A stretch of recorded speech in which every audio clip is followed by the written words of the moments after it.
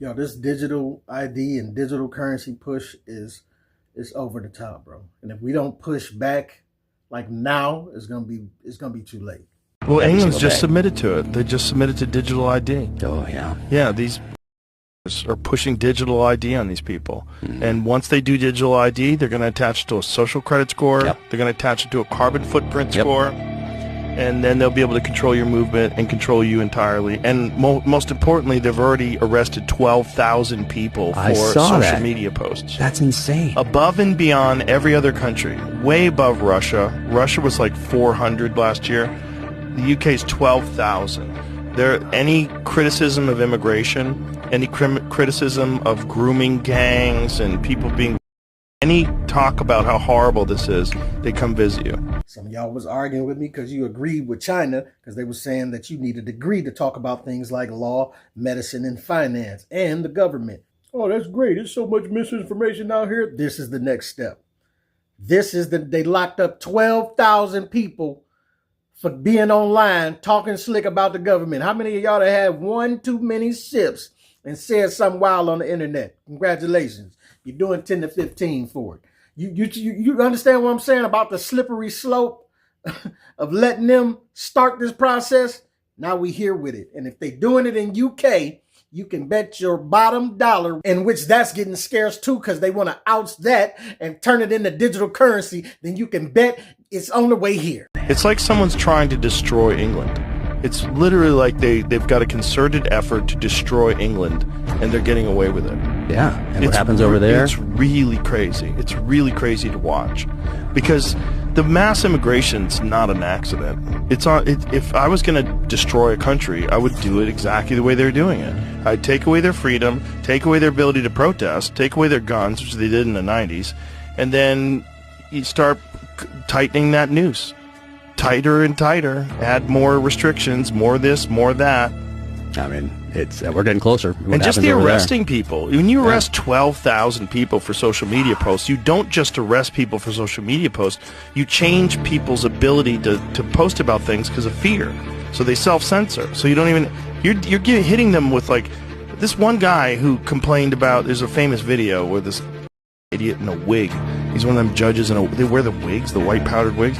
And he's sentencing this guy for 20 months for social media posts that are normal.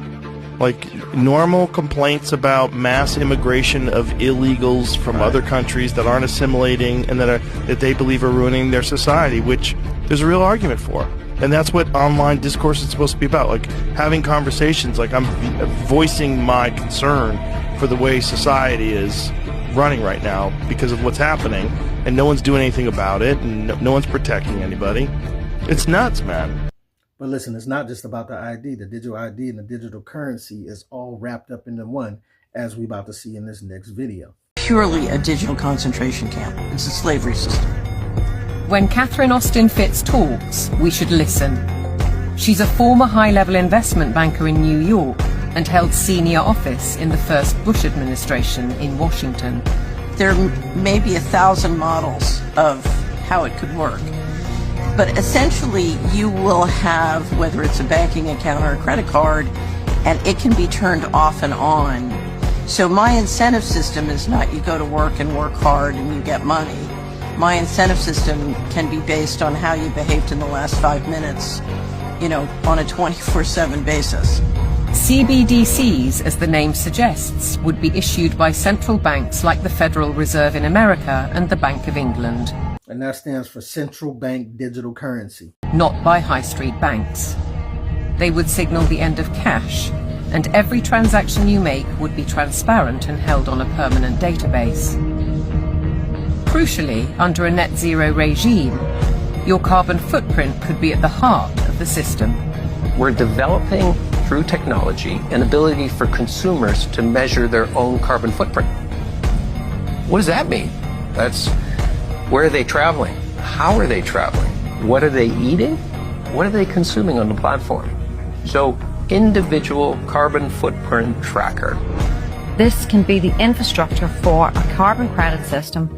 It's totalitarian control, and if people don't become aware of it now, it's going to be too late to backtrack from this. It's a ratchet system where it's very difficult, if not impossible, to backtrack. Oh, see how they sell it to you? Consumers can track where they're going, what they're eating, because you want to keep your carbon footprint down. No, you want to track what we're doing, what we're eating, where we're going, where we're traveling, what we're spending, because you want to be able to press the button and cut it on and off as you see fit, depending on how we are acting in society at certain points, right? If we said something you didn't like, oop, debit card off, sir, until you correct your tongue.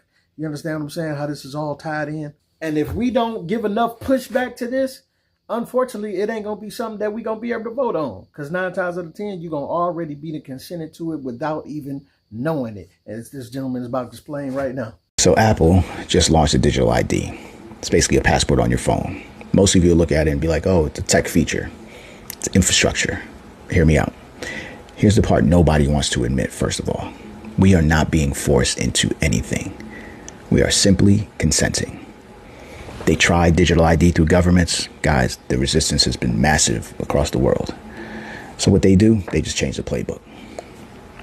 You don't push it through Congress. You don't push it through a law. You push it through a device that people already worship, right? So this is the phone that you unlock 100 times a day. This is the wallet that knows every transaction that you make. The camera that scans your face now becomes the place that holds your identity, your citizenship, and even your access. No votes, no debates. And all they need for you to do is one simple thing, guys, is tap that button that says agree, and you've consented.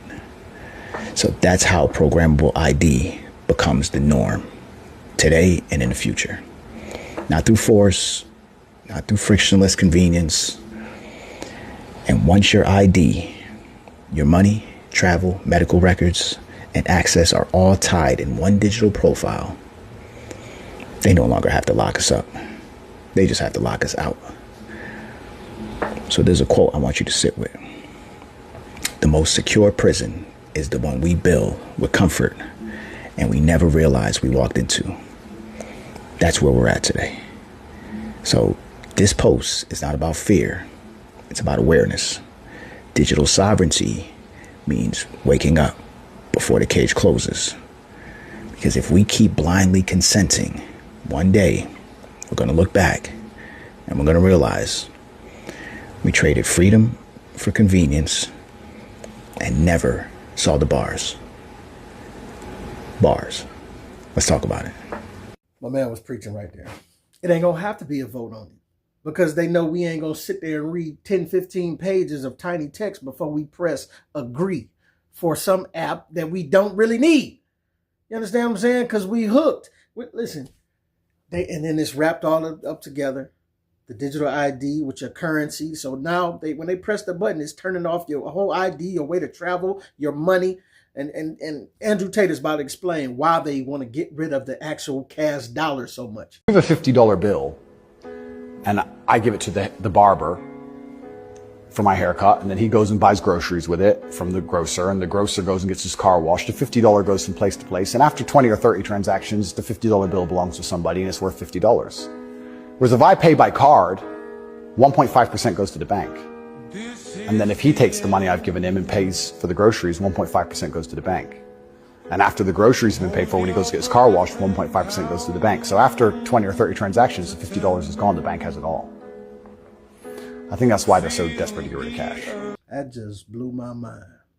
The bank want to cut every time the money exchanges hands. And we call the gangsters bad, right? This is a whole nother level of gangster. The gangsters come around every so often, every month, maybe 2 weeks. They want to cut for you doing business out of whatever establishment in their neighborhood that you're doing business out of. The bank won't, they don't care if you go buy a pack of gum. They want to cut. That's crazy. Interesting. CBDCs are the next level because once the money's completely digital, then they control everything you do with it. They control where it goes, but they can also control how and when it can be spent. Imagine some terrible future dystopian society where your money arrives and they say it can only be spent on food, or it can only be spent on vegetables because you've had too much meat this week, or you can't buy transport to a particular area because there's resistance to government oppression in that area. So your money won't work for trains right now because nobody can go down there because we don't want everyone in a large group. We want everyone at home in their pods. And they can track everywhere it goes, and they can also track how it's spent, and they can control how it's spent. They put a time limit on it. You have an hour to spend this money. It's scary. Like, think of all the ways they can inflict control over it. Oh, and let us not forget about this little tidbit of control that they've been trying to push on us. If you sign up for digital ID, it'll be the last really important decision you make, because your digital ID will be the only thing that your governments, institutions, and anybody authorized by those holding power will recognize you through. So you won't exist anymore. You'll be replaced by a QR code. You are not a number, you're an address to some resources. And that makes it particularly dangerous because those resources can be edited, and one of those fields, for sure, will be your vaccination status. And I'm absolutely sure, because I've seen it written down in multiple documents, that your digital ID will only remain valid if you comply with the conditions of validity. So one of them will be, have you had your latest recommended or mandated jabs? And because of the fact that I'm qualified in toxicology and worked for decades with others in what's called rational drug design, when I look at these jabs, the constituents, I am certain, formally certain, that they were designed to hurt you. Now, this is alleged, but I just wanted to make sure you heard him say that they were formally designed to hurt you. Allegedly. And so, the digital ID will lose validity unless you roll your sleeve up. You must see that's designed to injure and, I believe, ultimately kill you. And United Nations Agenda 21, Sustainable Development. It is the inventory and control plan. Inventory and control of all land, all water, all minerals, all plants, all animals, all construction, all means of production, all food, all energy, all information, and all human beings in the world. And this is a plan that was agreed to by 179 nations back in 1992. It's a United Nations plan. It's called the Agenda for the 21st Century. And so many of us around the world think that sustainable development, it just sounds so great.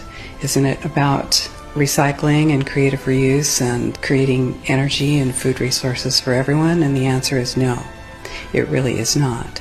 It's about moving populations into city centers, concentrated city centers, and clearing them out of the rural areas. It's constructed of non-governmental organizations, corporations, and government in order to dictate and regulate what it is that happens around the world. Regionalization is the stepping stone to globalization, and globalization is the standardization of all systems. All systems have to be brought into harmony in order to control them all. And the goal of Agenda 21 is one world government and total control from a central unit. The principles are public-private partnerships, which is fascism. And this is how it's implemented on the ground, is through this joining together between corporations, non-governmental organizations, and governments in order to cut out the actual individual, your voter, and instead to take that to a level where we literally cannot penetrate. This is a corporatocracy. It's a totalitarian state being developed right now all over the world. While we are moving towards the end game, we are not there. And this is the opportunity that all of us have now to stand up, to speak out. We are free, and we need to continue to be free. And I do believe that we will win, but we have to become aware that there is a fight. And most people just don't realize that we are in a fight right now, not only for our lives, but for our souls. This time was definitely predicted in the Bible, and it is creeping closer and closer. And if you're not religious, that's fine. But you can't deny what it was said and what's happening right now. It's one and the same. But either way, we are trading our freedoms for petty conveniences. And we might just be trading our souls for the same. Either way, whether you believe in religion or you don't, it ain't a good path that we're going down. It's your boy P Camp. Let me know what you think, what you don't think.